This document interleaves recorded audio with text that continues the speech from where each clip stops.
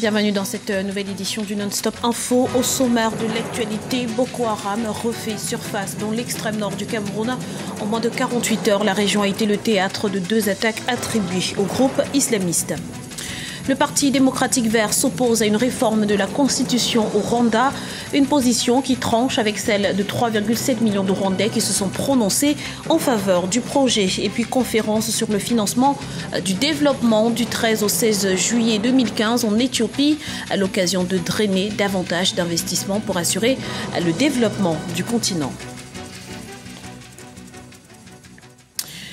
Mais tout d'abord, suite à sa visite de travail en France le 7 juillet 2015, où il a été reçu par son homologue français, le président congolais Denis Sassou Nguesso a tenu ce jeudi à Brazzaville une conférence de presse, une conférence à laquelle a assisté notre envoyée spéciale Marie-Angèle Touré.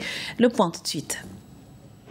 Je me trouve à Brazzaville au Congo où le président de la République Denis Sassou Nguesso vient d'arriver de sa visite en France qu'il a effectuée avec un certain nombre de membres du gouvernement. De retour, il est revenu sur les discussions qu'il a pu avoir avec le président François Hollande ainsi que les attentes de la France vis-à-vis du Congo et vice-versa, les relations bilatérales.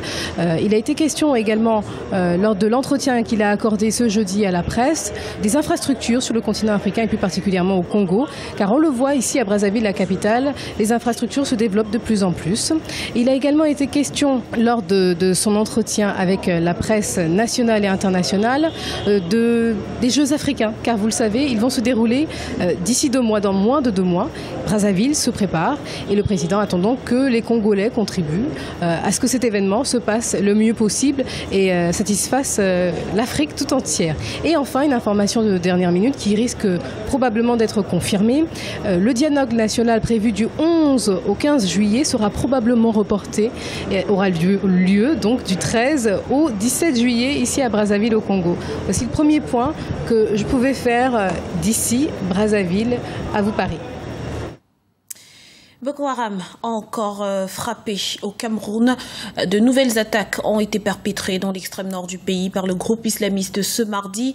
Mais en état d'alerte, l'armée camerounaise a réagi. Au moins 20 assaillants auraient été tués. Le point tout de suite avec Deo Gracias Podo. Le Cameroun toujours sous la menace de Boko Haram. Mardi 7 juillet 2015, 2 localités de l'extrême nord du pays ont été ciblées par une double attaque du groupe islamiste. Si le bilan exact du nombre de victimes semble difficile à établir, les circonstances des attaques par contre sont plus ou moins connues, à en croire les autorités militaires. Ces dernières se veulent toujours rassurantes. Croyant prendre nos positions dépourvues à faveur de la nuit. Aux environs de 4 heures du matin, ils sont arrivés lourdement armés comme d'habitude à bord de véhicules 4x4 et de motos. Et on les a repoussés. Nous nous sommes rendus compte qu'il y avait 3 corps qui gisaient sur le terrain, tout comme il y avait d'immenses taches de sang, ce qui présume que le bilan pourrait être plus important que celui que nous avons matériellement sur le terrain. Donc la situation est calme et je dois vous dire que les forces de défense n'ont jamais desserré le dispositif. Le chef de l'État continue de mettre les dispositions conséquente, n'est-ce pas, à la proportion de la menace. Cela fait presque 5 mois que Boko Haram n'avait plus frappé dans cette région du Cameroun. Mais en attaquant cette fois-ci Bodo, une localité près du lac Tchad,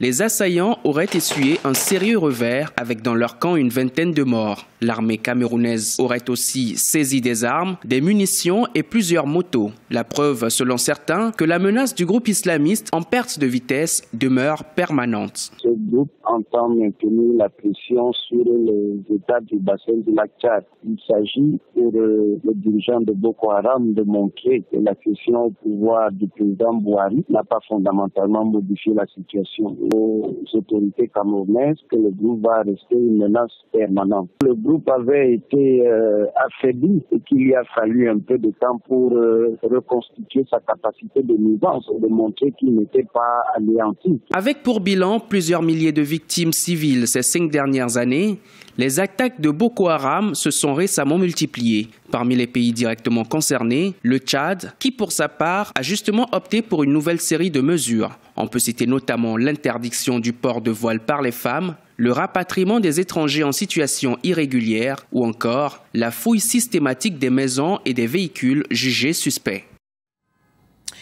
La première réunion des chefs des administrations maritimes francophones d'Afrique s'est ouverte ce jeudi à Abidjan, en Côte d'Ivoire. Une rencontre qui a pour but de mutualiser les efforts en vue d'augmenter les échanges commerciaux maritimes sur le continent, avec comme cadre de référence la charte africaine des transports maritimes adoptée lors de la 15e session ordinaire des chefs d'État de l'Union africaine. C'était en juillet 2010 à Kampala, en Ouganda. Le Parti démocratique vert contre une réforme constitutionnelle au Rwanda, le principal parti d'opposition, a présenté ce mercredi devant la Cour suprême un recours contre le projet qui permettrait au président Paul Kagame de briguer un 3e mandat de 7 ans. Arwa Barkala. Le Parti démocratique vert contre un 3e mandat du président Paul Kagame. Le parti d'opposition a présenté ce mercredi un recours contre un projet de modification de la loi 101 qui limite à 2 le nombre de mandats présidentiels. Le projet serait à l'initiative d'une pétition signée par 6 millions d'électeurs rwandais pour la révision de la loi afin de permettre au chef de l'État de briguer un 3e mandat en 2017. Cette pétition concernant le fait que Kagame devrait se représenter pour le 3e mandat, bien évidemment tout ça pour nous dans l'opposition, c'est une mascarade. En fait, c'est le FPR lui-même, le parti du président, qui organise tout ça. C'est le FPR qui demande à ses branches dans les différentes parties du pays, bon, vous dites aux représentants de ces populations locaux, vous faites signer les gens et puis comme ça, on fait l'opinion internationale verra que, en fait, c'est M. Kagame qui est capable de diriger. Ce n'est pas la population qui s'exprime, c'est M. Kagame et son FPR qui s'expriment en utilisant ces personnes d'une façon sournoise. Mercredi 8 juillet, le parti d'opposition s'est plaint de sa difficulté à trouver un avocat pour plaider le blocage d'une éventuelle réforme de la Constitution rwandaise. Déjà 5 avocats ont refusé de porter le dossier. Les observateurs y voient la main du parti au pouvoir. De son côté, le président du Rwanda s'oppose, lui aussi, à un éventuel 3e mandat, mais se dit prêt à se laisser convaincre. Cette pétition par le Parti vert pour s'opposer au 3e mandat, je félicite beaucoup ce parti. Il a fait preuve de beaucoup de courage parce que ce n'est pas évident dans un pays où l'opposition est muselée, mais tout de même, ce serait une occasion pour nous autres de l'opposition qui sont à l'extérieur de faire comprendre aux pays qui soutiennent le Rwanda, aux pays de la région, que M. Kagame, le 3e mandat qu'il veut concourir, maintenant, il est contesté et c'est passé par un jugement. Mais tel que je le connais, je suis pessimiste. Le parti d'opposition s'est déjà prononcé pour une réduction du mandat présidentiel à un quinquennat, en lieu et place d'un septennat actuel. L'avocat représentant le parti étant absent à l'audience du 8 juillet 2015, la séance a été ajournée au 29 juillet 2015. L'appui de la société civile suffira-t-il à assurer la légitimité d'Isaac Zida au poste de Premier ministre du Burkina Faso dans un contexte de tension entre l'ancienne garde présidentielle et le Premier ministre? Les concertations menées par le président de transition Michel Kafando ne semblent pas pencher en sa faveur. Explication avec Idelette Bissou. Au Burkina Faso, l'étau se resserre autour du Premier ministre Isaac Zida après sa visite en Côte d'Ivoire. Malgré le soutien d'une partie de la société civile, ses frères d'armes du RSP, régiment de sécurité présidentielle, restent fermes par rapport à sa démission du poste du Premier ministre. Après la hiérarchie militaire qui a rejoint le RSP, c'est au tour des partisans de l'ancien président Blaise Compaoré d'exiger la démission du Premier ministre Isaac Zida et de son gouvernement. Lors du Conseil des ministres qui s'est tenu ce mercredi, plusieurs sources ont annoncé le départ précipité du Premier ministre pour des raisons non encore confirmées. Nous souhaitons que le commandement de l'armée puisse prendre toutes les dispositions afin que ces dérives que nous avons constatées, comme menace de la continuation de la transition, cessent. Car en effet, cela fait 3 fois et c'est toujours une même composante qui engendre des équations difficiles. Je suis sûre qu'en toute responsabilité, ils vont s'assumer et travailler surtout à être la solution et non le problème. C'est le plus important pour nous. En ce qui concerne la tentative présumée d'arrestation du Premier ministre le 28 juin 2015, le gouvernement, dans un communiqué rendu public, affirme que c'est face aux rumeurs qui remettaient en cause la sécurité du Premier ministre que la gendarmerie a entrepris de mener des investigations sur certains éléments clés du RSP. Aujourd'hui, les partis politiques n'ayant pas soutenu le maintien du Premier ministre à son poste, la société civile à elle seule ne peut pas influencer, contrebalancer la position du RSP sur la question.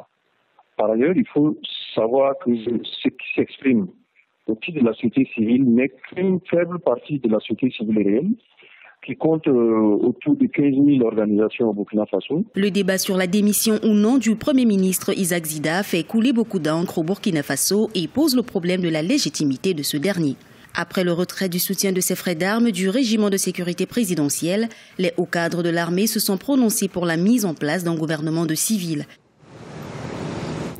Troisième conférence internationale sur le financement du développement. Elle aura lieu du 13 au 16 juillet 2015 à Addis Abeba en Éthiopie. Et cette année, l'accent sera mis sur la mobilisation d'investissements pour le Fonds vert pour le climat. Deogracias Podo. Selon les prévisions, l'Afrique devrait bénéficier d'environ 13,5 milliards de dollars d'investissements directs en 2015. Ceci à la faveur de l'augmentation des investissements de la Chine dans de multiples projets. La troisième conférence internationale sur le financement du développement, qui se tiendra à Addis Abeba du 13 au 16 juillet 2015, sera donc une occasion d'accroître ces financements utiles pour le développement. Mais seulement, de l'avis de certains analystes, encore faut-il un meilleur environnement du climat des affaires dans la plupart des pays. Ce qui mine le continent africain, c'est la corruption. Il faut que la justice inspire confiance aux investisseurs et à la population. Il y a l'autre partie des investissements qui seraient les investissements privés pour les investissements à but lucratif. Et là aussi, les investisseurs privés se heurtent au climat des affaires. La Grèce avait eu la confiance des Européens. Et cela aboutit à un fiasco. Ils sont incapables de rembourser ces dettes. Alors, ce qui fait que ça ne peut être réalisé qu'au niveau des banques régionales. Il s'agira donc de réévaluer les objectifs du millénaire pour le développement et de définir le rôle des partenariats et fonds mondiaux pour l'avenir. Les débats tourneront autour des thématiques comme celle des objectifs de développement durable et le financement du développement, l'impact de la future évolution démographique du continent sur sa transformation économique. Les institutions de financement régionales seront des acteurs majeurs dans l'avenir. L'Afrique a beaucoup de réserves.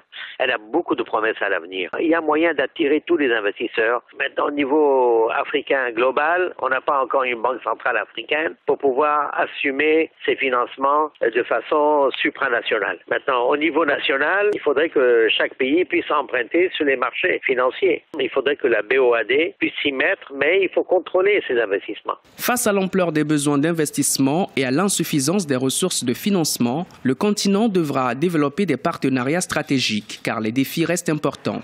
Éradiquer la pauvreté, poursuivre le développement des infrastructures ou encore fournir un accès plus large à l'énergie pour accélérer la croissance. Ce journal a été réalisé par l'ensemble de la rédaction. Merci pour votre fidélité. Retrouvez dans un instant une nouvelle édition de l'information sur Africa 24.